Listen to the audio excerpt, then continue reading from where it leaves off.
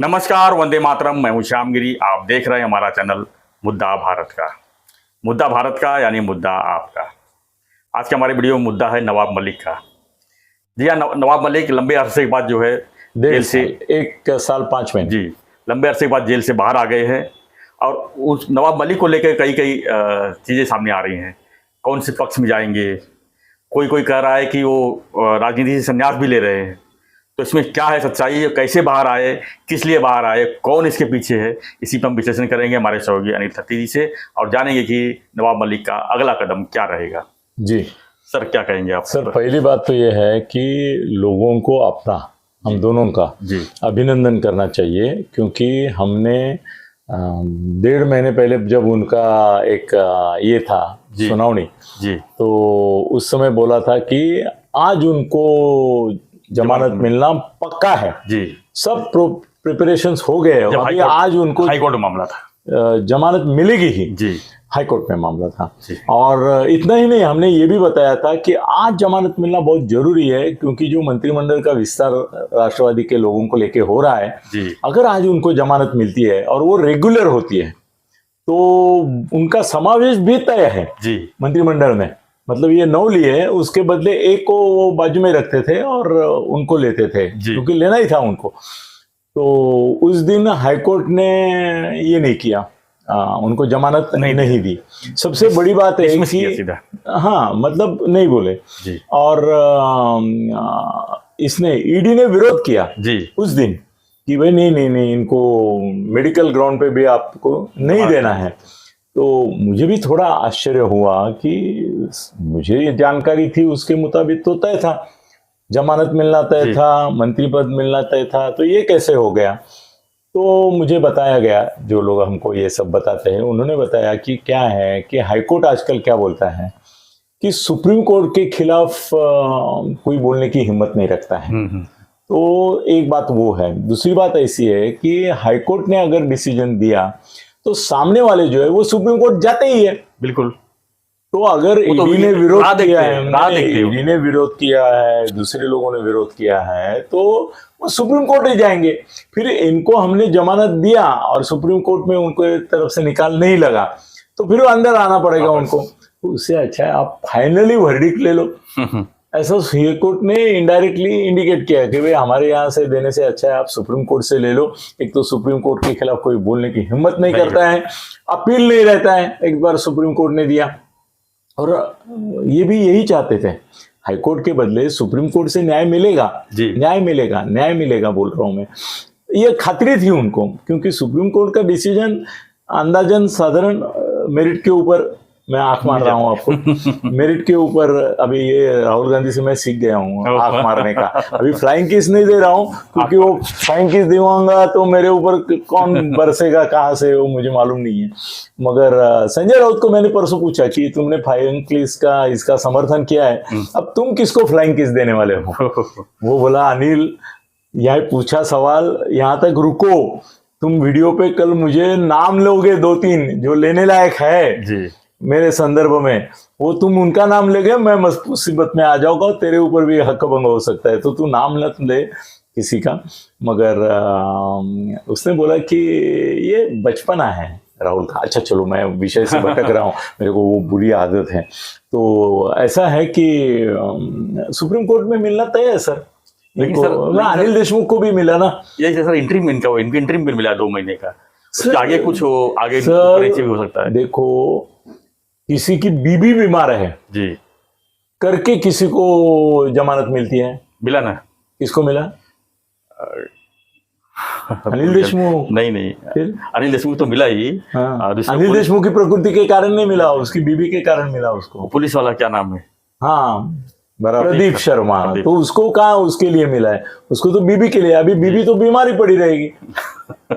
2 महीने के लिए मिला, 4 महीने के लिए, वो छोड़ो, वो कंटिन्यूस बीमार रहेगी। सर, मैं आनंदीगे की जमाने की बात करता हूँ। आनंदीगे को पहला जो जमानत मिला था वो उसकी माँ बीमार है करके मिला।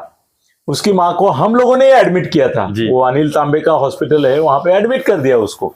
और उसके आधार पर हमने आनंद दिगे साहब को ये करने के लिए अर्जी किया जी। पूरा मैनेजमेंट था ही और उनको जमानत मिल गई तो बाहर आ गए। एक बार जाके माँ को मिल के आए, क्योंकि वो लोगों को लगना चाहिए कि भाई इसके लिए दे रहा। बाद में ऐसा हुआ कि माँ ठीक होने का नाम ही नहीं ले रही थी। मतलब वो ले रही थी, हम जो दोस्त लोग थे वो बीच बीच में, मैं हफ्ते में एक बार जाता था तो हर टाइम मुझे वो पूछती थी, अरे अनिल जी मुझे कुछ हुआ ही नहीं है, नहीं मुझे कुछ हुआ ही नहीं है, मगर मुझे इधर कैदी बना के रखा है, अभी मेरे को छोड़ने को बोलो। तो मैं ही उनको बोलता था, और हमारे बाकी दोस्त भी बोलते हैं, जिस दिन तुम घर जाओगी उस दिन ये जेल जाएगा आपका बेटा, आपको उसको जेल भेजना है क्या? नहीं ना, नहीं। तो भाई शांति से पड़ी रहो ना, आपको क्या तकलीफ है, खाना पीना मिल रहा है, सब मिल रहा है, तो आप शिकायत मत करो और किसी को बताओ मत कि तुम ठीक हो। बेसिकली वो ठीक ही थी। वो तो नाटक था सर। उसकी माँ मेरे ख्याल से जब तक वो उनका फाइनल डिसीजन आया नहीं तब तक अंदर ही हॉस्पिटल में ही थी, और वो बाहर घूम रहे थे सब, और पॉलिटिकल एक्टिविटी वगैरह सब कर रहे थे। सर ये तो परंपरा है इस देश की और इसकी। कितने लोग अपनी बीबी के इसके बहाने बाहर है, और नेता लोग जैसे ही अरेस्ट होने की चांस आती है, सीने में सीने में दर्द होता ही है, दर्द कॉमन हो गया है, वो कॉमन है। और सीने में नहीं होता है तो बीबी को कुछ हो जाता है, तो वो ठीक है। और सर क्या है, किसके लिए, अभी इसको तो जेन्युइन केस मुझे लगता है नवाब मलिक का, क्योंकि उसका एक किडनी फेल है ही है। मुझे तो किसी ने बताया दूसरी भी होने के लायक है, मगर एक तो हुआ है और वो डायलिसिस पे है जी। और सर दूसरी बात ये है कि वो हॉस्पिटल में कंटा गया होगा, क्योंकि वो जेल में था क्या? नहीं सर, अभी जेल में नहीं था, वो हॉस्पिटल में थे, वो हॉस्पिटल में है, और कितने महीनों से वो हॉस्पिटल में ही है। पर सर हॉस्पिटल का भी जेल के जैसा हॉस्पिटल का रहता है क्या? है आदमी को जेल में जाने के बाद लगता है मैं हॉस्पिटल जाऊं, वहां थोड़ा रिलीफ रहता है थोड़ा, मगर वहां भी बोर हो जाता है सर हॉस्पिटल में। तो फिर वो उसको लगता है कि अभी मेडिकल के ग्राउंड पे मुझे ये मिले तो अच्छा है, वो मिल जाता है। और क्या है ना, इसमें कैसा है कि नवाब मलिक को सुप्रीम कोर्ट में, हाई कोर्ट का जो हुआ वो नहीं हुआ, क्योंकि हाई कोर्ट आजकल सर नीचे वाले कोर्ट में अपने दोस्त हैं जज, वो बोलते हैं हम आजकल ठोक देते हैं शिक्षा उसको, क्योंकि उसको हम बोल देते हैं उसके वकील को कि ऊपर से ले लो, हमारा छोटा कोर्ट है, हमारे ऊपर करप्शन का आरोप हो जाता है, तुरंत लोग बोलते हैं कि ये देखो मैनेज हो गया, एलिगेशन लग जाता है। हाई कोर्ट में आप जाएंगे तो आपको कोई बोलता नहीं है, और सुप्रीम कोर्ट जाएंगे तो और है, मगर सुप्रीम कोर्ट हर एक नहीं जा सकता है। 10-10 लाख रुपया फी है एक दिन का, वो तो आनंद कर्म से ही जा सकता है। सुप्रीम कोर्ट 10 लाख रुपया रोज का फी देके वकील को, और 2-2 4-4 तगड़े वकील उसके लिए खड़े रहते हैं। तो सर ऐसा हो गया कि उसको सुप्रीम कोर्ट से मिलना ही था। अब क्या होगा वो बताता हूँ, जो कहीं आया नहीं है जी। सर वो बाहर निकला, तब ईडी ने उसको विरोध नहीं किया। इसी ईडी ने हाईकोर्ट में मेडिकल ग्राउंड पे उसको देने के लिए कितना विरोध किया, जबरदस्त विरोध किया सर। नहीं ये ऐसा नहीं है, वैसा नहीं है, कैंसिल करना पड़ा। तो कोर्ट के सामने इन्होंने ऐसी जबरदस्त ये की, कोर्ट समझ गया कि भाई इनका अभी पैचअप नहीं हुआ है।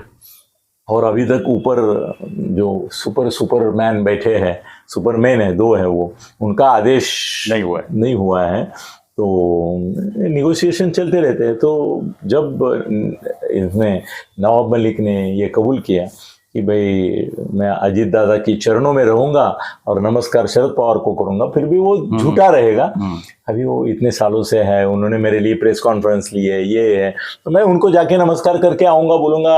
अभी ये विट्ठल बोलते हैं, कौन, हमारे भुजबळ बोलते हैं ना शरद पवार को, अरे विट्ठला हमारा संभालेंगे, तो ये और कोई बोलेंगे, इनका भी होगा कोई जी। वो बोलेंगे हे दयावान, हे अल्लाह, आप ही मेरे अल्लाह है, मुझे संभाल लो, ऐसा बोल सकते हैं।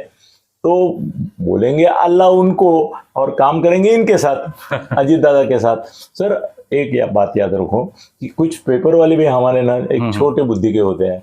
कुछ लोगों ने बोला कि 2 महीने का ही है, अरे हट, ये देखो ये अभी बाहर ही रहेंगे, इनको अभी सुप्रीम कोर्ट से ही और एक रिलीफ मिलेगा, पक्का bell, permanent bell.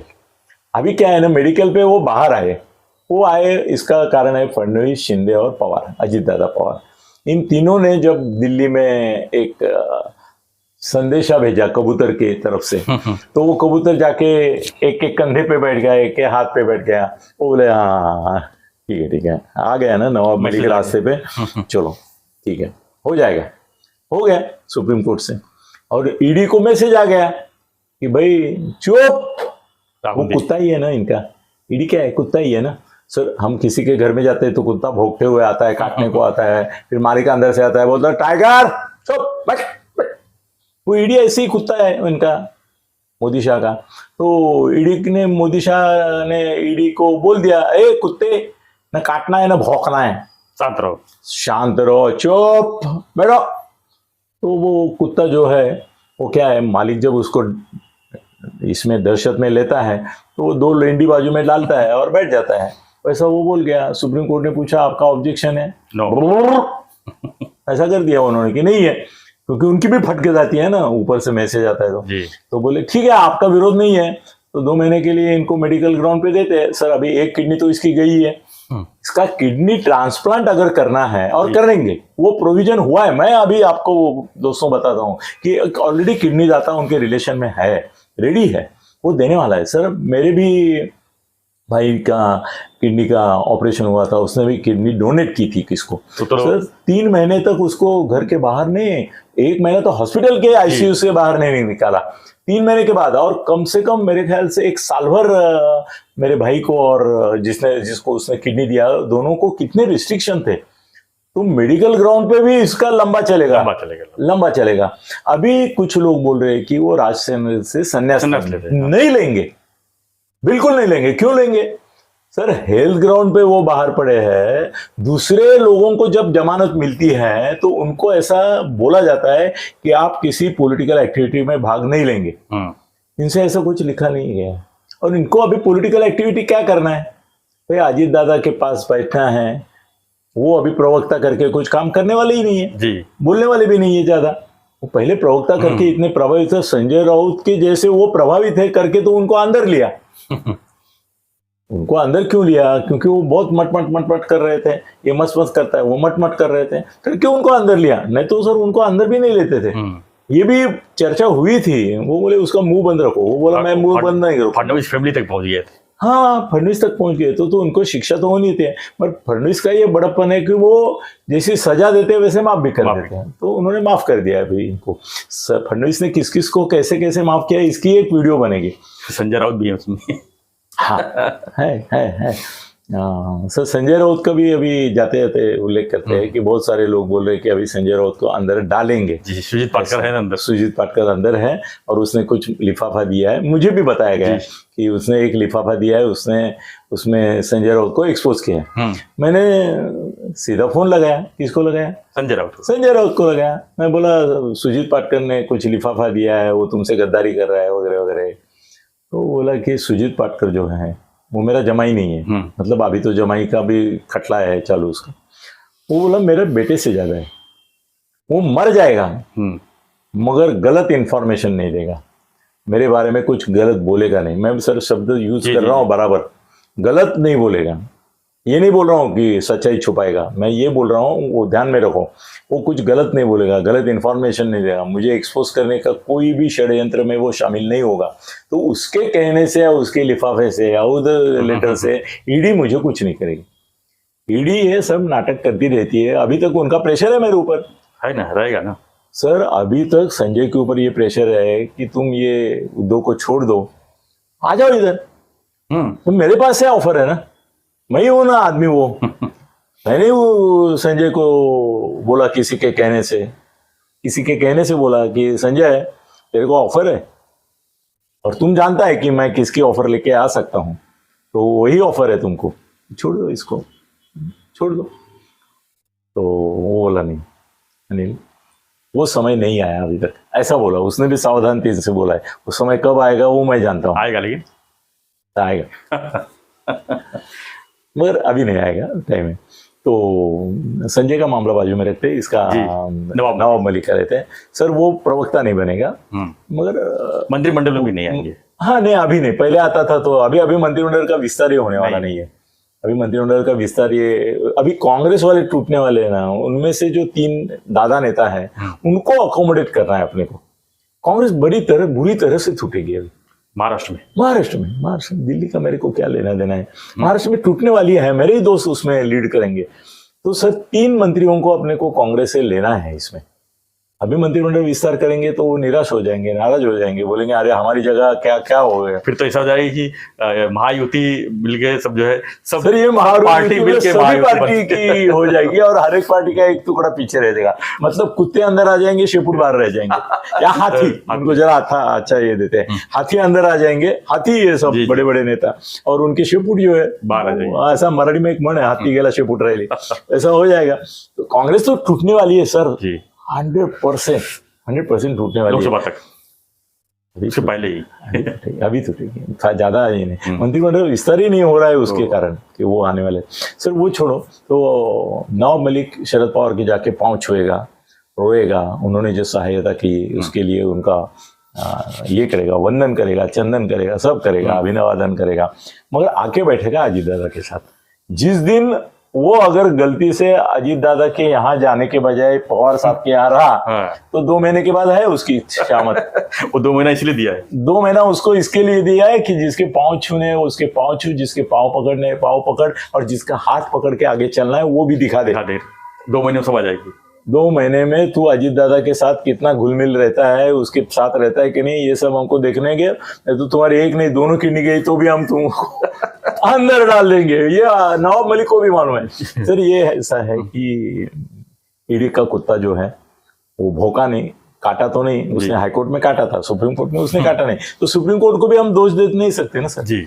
Supreme court को मैनेज करने की जरूरत ही नहीं है, ये ईडी मैनेज हो गई है ना, वही विरोध नहीं कर रहे, करके उसको मिला, विरोध नहीं हुआ तो हाँ। तो अभी यही है, गलती एक ही होगी कि पहले अगर मिलता था उनको जमानत, मगर वो भी सुप्रीम कोर्ट में जाता ही था सर, उनको ये नीचे मिलती थी तो कंपलसरी जाता था ऊपर, उल्टा अच्छा हो गया, फाइनली 2 महीने का मिल गया। इनकी किडनी ठीक नहीं होगी जल्दी, और रिप्लेसमेंट के बाद 1 साल भर तो लगता है ठीक होने को, तब तक ऑफिशियली उनका ये आएगा। और इस समय भी अपना ईडी का जो कुत्ता है वो चुप बैठेगा, बोलेगा अभी 2 महीने इन्होंने जो निकाले वो अच्छी तरह से निकाले, कोई गलती भी नहीं की है, और उनकी अभी तो किडनी ही ट्रांसप्लांट हो गई है, तो वॉशिंग मशीन का काम बराबर हो जाएगा। सर ये डायलिसिस मशीन भी है, वॉशिंग मशीन भी है, सब जो मरने वाले हैं उनको डायलिसिस भी देते हैं और मशीन देते हैं। तो शरद पवार के वो पाँव छुएगा, इनके पाँव पकड़ेगा, और उसको असल में मोदी शाह और उनके माध्यम से ईडी का ये करना चाहिए, वंदन और अभिवादन करना चाहिए।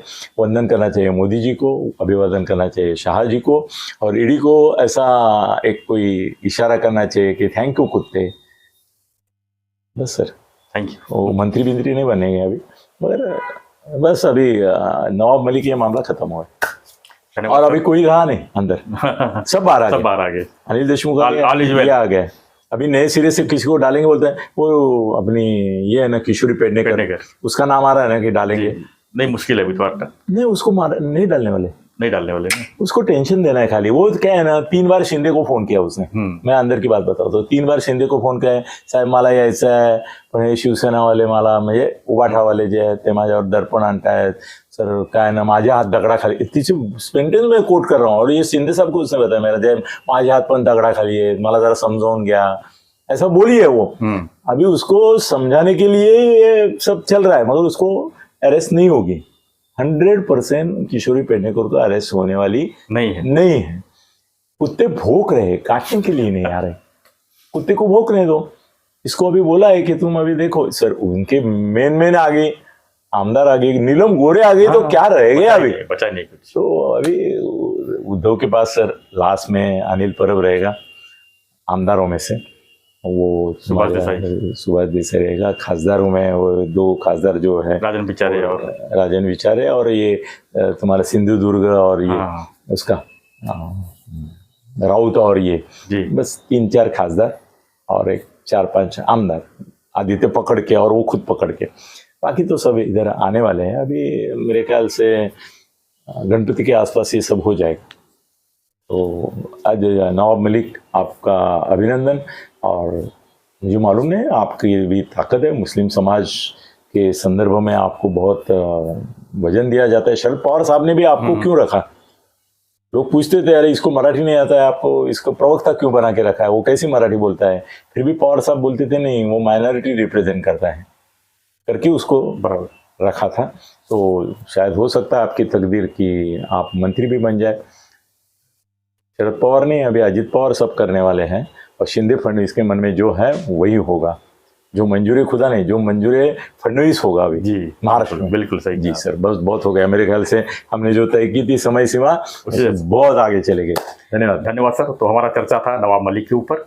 आपको हमारी चर्चा पर कुछ प्रतिक्रिया रहेगा तो हमें व्हाट्सएप नंबर पर जरूर प्रतिक्रिया दें, और हमारा जो चैनल है सब्सक्राइब लाइक शेयर जरूर करें, बने रहिए हमारे साथ। और हमारा मराठी चैनल भी अभी फिर से शुरू हो गया है, उसको भी सब्सक्राइब करो या तो देखो। ठीक है, धन्यवाद। जय हिंद, जय भारत।